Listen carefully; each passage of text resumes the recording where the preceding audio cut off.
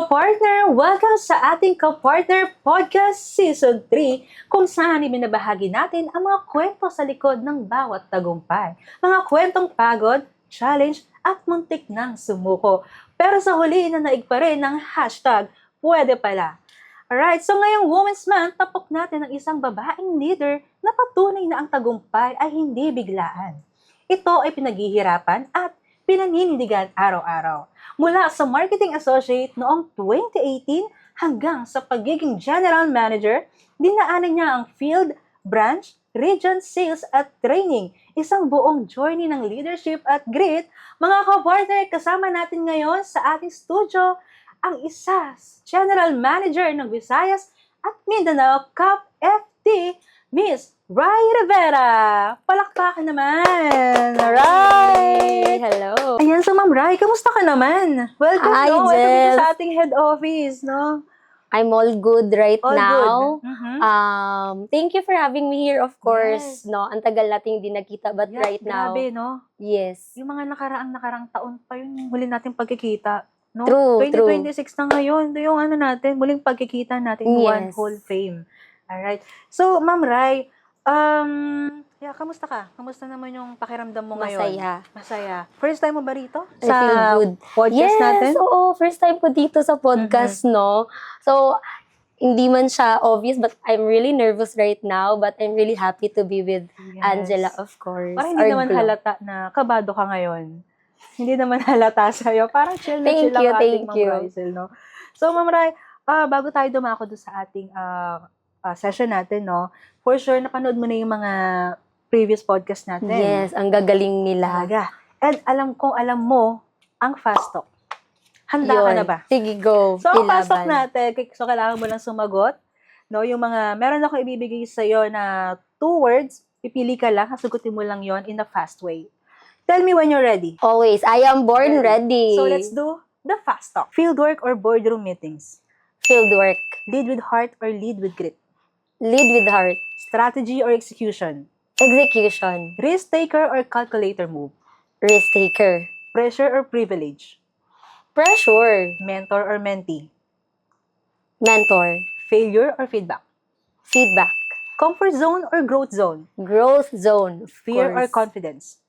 Confidence. Last, di ko kaya or hashtag pwede pala. Hashtag pwede pala. Palakpakan naman natin si Ma'am Rai. Grabe, ready ha? Ready si Ma'am Rai natin. So Ma'am Rai, siyempre gusto naming malaman, no? Paano ba nagsimula lahat nito? Pwede mo ba kaming bahagian ng iyong kwento? Paano ka nagsimula with Global? Yun. So, I started with Global year 2018. So, this is my 2018. second job, Mhm. actually. But, nag-join ako ng Global because I really wanted growth. So, if I would Okay. remember yung during sa final interview ko, Mhm. I was always mentioning, I need growth. That's why I'm transferring to another job. So, pagdating ko dito kay Global, yun nga talaga yung nakuha ko with GDFI. The growth, The the growth. stretch, Mhm. no? So, with GDFI naman, for all the journey, almost 7 years, Mhm. na 7 years of journey with Global Dominion, it stretched me, it also honed me kung ano man ako ngayon. Mhm. No, so I'm very grateful joining GDFI year 2018. Okay, grabe. Anong naging first position mo pala? First position ko was I applied for marketing associate Marketing in associate. Dumaguete branch. So Mhm. originally I'm from Dumaguete. Dumaguete. So, Yes, Bisaya from tayo. Negros, Bisaya, maayong adlaw baka sa may mga nais ka tanan. batiin, mga kababayan mo pag Yes, Dumaguete. from Dumaguete. Hello Maayong po. adlaw. Yes, so I applied for marketing associate. Mhm. And yun, doon na nagsimula, no? A lot of experience during that time since it's a different level of workload siya Mhm. versus on my first job. My first job is actually media and More on mga More on communications. press releases, Alright. Mhm. more on media interviewing for Mhm. media, press cons, mga Mhm. ganun. So, Mm. with that, so it's a different, when marketing associates, it's like, Mm, mm, mm. napaprocess ka ng Mm, mm, loans. So, very new siya sa akin. But, ito yung hinahanap ko. Ito. The growth. So, no? saktong-sakto sa ito. Yes. Alright. So, ma'am, balikan natin yung 2018 mo. Since ang first position mo is marketing associate, tama? Ano yung mga pinapangarap mo sa sarili mo during that time? During that time, nakikita ko kasi yung mga nauna sa akin. Mhm. Like, branch manager namin na si Janice. Mhm. AO noon si Sir Ariel. And then, Sir Ariel Dizon. Also, Gia Mhm. Sumanoy Mhm. and Stephanie Dumatol. Parang nag-step up sila lahat, Mhm. the branch manager. So, nung pumasok na ako na lang yung naiwan. Okay. So, from that position, marketing associate, ganito pala dito, ang bilis ng growth. Mhm. At the same time, parang yun yung magiging career path mo Mhm. once you enter Global Dominion Mhm. Financing. So, yung pinaka goal ko is ma-promote ng ma-promote. Ng kagaya nila. Yes, ng kagaya Oo, nila. na-motivate ka Oo. dahil doon. Yes. Okay. So, may mga pagkakataon ba noon na feeling mo mas mahirap maging babae sa industriya natin? During those times naman na siguro, yung gender kasi, Mhm. pag babae ka, of course, marketing, Yes. I've started Mhm. marketing Mhm, associate. mhm. So, parang I was assigned office siya talaga, Mhm. no? So, other, like, yung mga lalaki mostly nasa Mhm. field, no? Mhm. So, parang yun yung naging setup. But I've went out of my comfort zone, Mhm. no? So, kahit office lang ako, lumalabas ako, nagma-market, nagpa-flyers ako sa labas, Mhm. no? So, parang hindi lang just because you're a woman or you're a lady, Yes, tama. you are just boxed inside the office, Mhm. no? So, I went out, no? So, yun yung, which is, I feel more alive, Mhm. more productive when I'm out of the office, no, Okay. nagfi-field, no. So, Mhm. pag may account na ako nakuha, I go back to the office, tapos ipaprocess ko, tapos bibilisan yung Mhm. process, ganun siya, no. Mhm. So, yun yung parang, gender is never a hindrance for me to Tama. really excel. Yung mga nagagawa ng lalaki, kaya mo. Yes, oo. Mhm. Noon, if I would share, no, nagsistencil ako. Talaga? Yes, nagsistencil ako kasi, of course, yung account officer Pumapasok ka sa nag-CCI. sa ilalim ng sasakyan? Yes. Talaga? Yeah, Mhm. nagsistencil ako. Stencil. So, kumbaga, walang pili. Walang Mhm. pili yung Mhm. just because you're babae ka, hindi dapat pumili ng trabaho. Tama, perfect yun. So, after marketing associate, naging branch manager ka rin ba sa mga Not that quick. Pero, dumaan ako nag-reliever kasi after ng uso pa kasi noon, pag pag nagma-maternity leave yung Reliever. mga branch manager, nagre-reliever, no? So, I was pulled out from Dumaguete to Iloilo, Okay. no? So, if I were just to, for the content, no, yung Dumaguete kasi is a small branch lang versus ng Iloilo, which is they catering a lot of clients daily. So, kumbaga, nag-shift ako dun from medyo lumalabas nga ako kasi walang account, di ba? Okay. Doon ako, lahat office agad kasi Marketing ka din doon sa marketing Iloilo. reliever ako doon. And then, that was the first time they saw the potential in me. So, which is, from there, I applied for roving marketing officer. So, yun, iikot-ikot ka na talaga within the Visayas. And from there, parang mas nakitaan pa nila ako before ako na-pull out for branch manager. So, which is, that was when pandemic happened, no? So, yun lang din siguro yung sa akin, for others, ang pandemic, pero parang medyo mahirap sa kanila. But siguro yung pandemic is a great opportunity for me. Marami kasi naging lesson. ayaw mag-travel ng lahat, di ba? So, noon, if you would remember, iilan lang yung magre-reopen ng branch. Kasi nga, very, kumbaga, in terms of people, hindi ka masyadong dapat i-expose, no? So, 2 or 3 lang kayo sa branches. So, walang gustong mag-travel, no, from going anywhere. So, since I was the roving marketing officer, I was the one pulled out para makapag-open sa Bacolod branch. So, while traveling, not knowing, the idea pala is when I get there, on my very first day, I'm the branch manager already. So, di ko din Wala kang idea alam. nun. Yes, Na-surprise no. ka nun. Oo. So, that was just a Okay. year apart, no. So, with that, okay, game. always, game on naman tayo. Kumbaga, bring it on. So, Bacolod, yung naging first branch mo. Yes, yes. So, since ang dami mo naging leadership roles, no? Dami mo pinagdaanan, ano yung True. mga, alin doon sa mga roles ang pinaka nahirapan ka and why? Siguro, way back 2022, I was promoted to regional manager. Regional manager ka naman. Yes, oo. And which is a different level because Mas pataas ng pataas yung yes, ano so mo, from no? branch manager, I was pulled out for regional manager, Mhm. and that happened parang siya, very fast din yung Mhm. transition, no? Tapos of course, from a branch manager handling just a 5 to 6 people, now Mhm. you're handling a lot of Mhm. 5 to 6 branches Mhm. consisting 5 to 6 people. So kumbaga, mas wider na yung scope mo, which is for me that was my very memorable position for me because doon na nagsimula yung transition ko as a leader who handles smaller groups to a bigger groups, no? Mhm. Because kailangan mong yung fair treatment ng bawat branches, yung ganun, and of course the pressure on it, The no? pressure. Yeah. And of course, yung sa releases and lahat ng yan magsasabay ng concerns. So, paano ko hahatiin yung katawan ko for that? But, siguro, yun yung pinaka-challenging, but at the same time, very, dun ako may Mas learnings natuto. talaga. Pero Yes. paano mo na-handle yung mga pressure na yun? For that, as a person kasi, it's really good that Global Dominion has a lot of seminars and Yeah, program oo, tama. promoting personal development or character development, no? So, that's the very first one. Mhm. And then, siguro, through that, I always try to shift myself, Mhm. no? Kung eto pressure, kung nape-pressure ako, what can I do about it, no? So, of course, no, hindi tao din naman tayo, hindi tayo robot, no? So, Yes.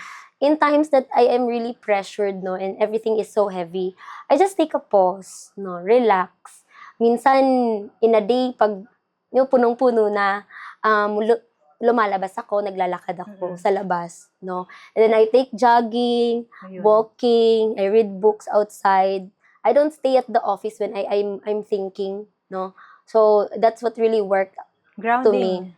Grounding Yes, ka. it's more on grounding Focus on talaga. yourself. Oo, I don't want to be in a place that contributes pressure, no? So I shift to a place na mas grounded with Marirelax ka. nature. Oo, so I take a pause, pero not very long pause naman. So I get back as sooner as I can. Kumbaga, pampalakas lang, no? Yes, parang lang, kasi pag madami ka nang iniisip, very loaded na, you cannot think at all, actually. But when you pause, tapos makita mo yung paligid mo, mas makikita mo clearer.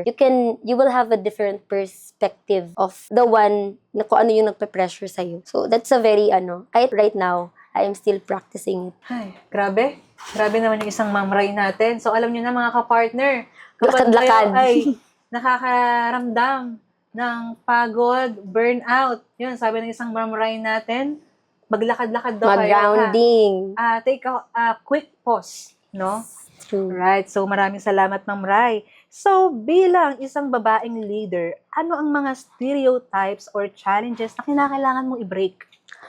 Siguro, no, yun, yung nasabi ko kanina na during my early days sa pag babae ka, office ka lang, pag lalaki ka, you can go out to field, no? So, siguro, that's one of the stereotypes, no, that I really broke during my early days dito sa GDFI. So, yun, I go out to field, market, Nag-stencil ganon. ka. Oo. Yes, and at the same time, siguro, when you're a girl, you're supposedly to act very demure, Yeah. no? So, and of course, our dealers, our loan consultants, mas gusto nila masa, no? So, you have to align your behavior and your mindset also with those kind of clients that we have. So, yun, dapat pang masa ka din pag ganun. Pwedeng pang social, pwede din pang Gender masa. doesn't matter. Yes, gender doesn't matter. Okay. So, paano mo naman pinatunayan sa sarili mo at sa iba na hashtag, pwede ka pala maging leader sa ganitong level? Siguro with that, it's very different kasi when you say a leader, no? So, kumbaga, it really comes from the intention. So yung iba kasi, they take their leadership with their roles, no? So for me, I take my leadership with intention, lalo na for your people, no? For my people, no? So what do I need to give influence to these people? So kumbaga, I'm really may nabasa akong libro, no. I just forget the title, but it really struck me yung question niya na are you leaving people better than you found them, no? So yun yung naging mantra ko always nung nag-leader ako. Nag-start yung leadership journey ko, no. So, every time these people will leave me, ano yung madadala nila sa akin? Is it the good ones? Is it the bad ones? No? Aalis ba sila na masaya? Aalis ba sila na masama yung loob sa akin? No? So, yun yung parang naging ko na, I take this leadership with the intention na kung tumagal man sila or hindi, at least I know in myself, no, we have a good relationship, no, and that's really my number one intention every time, lalo na ngayon na lumalawak po yung coverage ng leadership natin. Grabe, no? So, nakapag-handle ka ng mga iba't ibang tao. Yes, no? Of course. So, for sure, napapanood ka ng mga naging tao mo before. So, siguro ito yung pagkakataon, no? Kung may nais kang sabihin sa kanila, kunahin mo silang pasalamatan. Yeah. Thank you for It's this your opportunity, Ma'am Glo, no? So, of course, I have a lot of kasi, I've been into a lot of branches kasi in position. So, madami-dami na din. For team may mga kasi kami, may mga names, nicknames, no? So, Jewels, no? From Dumaguete. Team Bakbakan for Grabe naman yung Bacolod. Bakbakan na yan. Yes. Talagang bakbakan siya. Of course, may Team Iloilo where I started my growth journey talaga, no? Headed by Ma'am Ronnie. Okay. Of course, my whole Visayas team, no, headed by Sir Ariel, who also phoned me right now kung ano man ako ngayon. And then also, right now for Visayas and Mindanao na yun na yung covered ko. No, so thank you so much, no, for allowing me to be your leader. And of course, not just that, but also allowing me to make mistakes. Because we are both growing with my team. I am growing at the same time they are growing, no. So thank you so much. Ganito na ako. For sure, Salamat proud sa sila inyo. sa'yo, Ma'am Rai. Yes. Alright. So, kailan ba dumating yung moment na sinabi mo sa sarili mo na hindi pala imposible to? Pwede pala. During 2022 again, because I have 2 positions during 2022. Pinagsabay mo? Na in 1 year, dalawang positions dalawang opportunity yung pumasok sa akin, no. So, but during that time, siguro from Bacolod, ililipat ako ng Cebu to start Sangla ORCR, no? So, and we know Sangla ORCR is very, kumbaga, difficult to deal with also because of the market. Ang daming competitors with that. So, to solely focus on that product type alone, parang mahirap talaga siya. And I was asked, if you would grab this opportunity, it's kung okay siya, you can proceed. But if hindi siya okay in terms, example, hindi siya mag-workout, bye-bye GDFI, of course. So, kumbaga, during that time, ang natanong ko lang, when was I never said no, kumbaga. No? So, dapat yes lang tayo. Yes. So, nag-push ako. I relocated from Bacolod to Cebu again, no? So, with that, nag-start ako ng and it was very hard because first 5 months, wala talaga siyang result, no? So, buhos na dun yung yung energy ko, yung emotions ko and everything. So, but after 7 months of exerting effort, strategy, and execution, I was able to make a milestone with my team. Wow. Yes, with my First team. milestone mo to. Yes, first milestone, focusing on Sangla ORCR only, which is thanks to my team, no, never back down, no, Ma'am Nancy, Ralph, no. So, doon, tatlo lang kami, but you know, the energy, the effort Kapag talaga. pinagsama-sama yun, talaga Yun yung palang magbo-boom. point ko na, because I was on the mid of breakdown talaga during that time. Because, oh my God, if this won't work out, where will I be? Kumbaga, no. So, it was just a very very right timing because I was asking myself already, is this right? Kumbaga. And then, it happened. We made a milestone. So, yun, parang hashtag pwede pala. Tsaka Diba? walang imposible. Yes, Okay. walang Ma'am imposible. Rai, paano ka nakapag-adjust nun? Since, kasi napansin ko, no, from Cebu to Iloilo, True. punta ka sa Bacolod, paano naging adjustment mo nun? Siguro, nakadagdag siguro because ako, extrovert also, Extrovert. no? Oo. So, nakadagdag siya dun sa adaptability and flexibility towards to people. Flexibility, exactly. Yes, and also towards the environment that you will be in, no? Mhm. So, parang siya, hindi siya naging mahirap. Nasanay Because ka. again, always may intention. Siguro if you do things with intention, it's not that hard, no? So, when you do things with intention, okay, i-close ko sila. Okay, ko sila. So, I will make initiatives, Yeah. parang ganun. Basta yung intentions mo nandoon. Yes. Grabe, nasa umpisa pa lang tayo ng natin, ng session natin. Pero parang binubusog na tayo ni Ma'am Rysel ng mga niya, no, ng mga quote of the day. No, ang ganda ng term niya for ma'am. Pwede mo ulitin sa amin yun, yung intentions. When you do something, no, do it always with intention. Do it with intentions. So, palapakan naman natin si Ma'am Rai. Thank you so much. Ayan. So, syempre, hindi pa tayo nagtatapos dyan. Okay. So, now, isa ka ng general manager. No? Ano naman yung mga naging leadership style mo ngayon? Right now, siguro since it's a wider scope, Bigger responsibility. bigger responsibility. Siguro yung parang naging approach ko is always trust your people, no? Yan ang maganda. You avoid micromanage, no? Although minsan nagma-micromanage, but if you can, please really refrain from yourself meddling dun sa mga the way your managers handle their team, no? So you let them go. Of course, you teach them. You teach them how first, no? And then once nakukuha na nila yung then you can let them make mistakes. Then after that, check natin, okay, what can improve, no?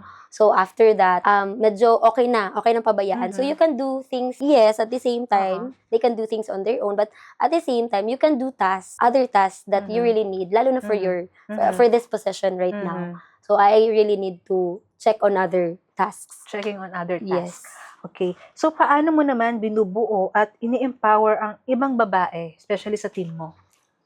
Of course, as a woman myself, no.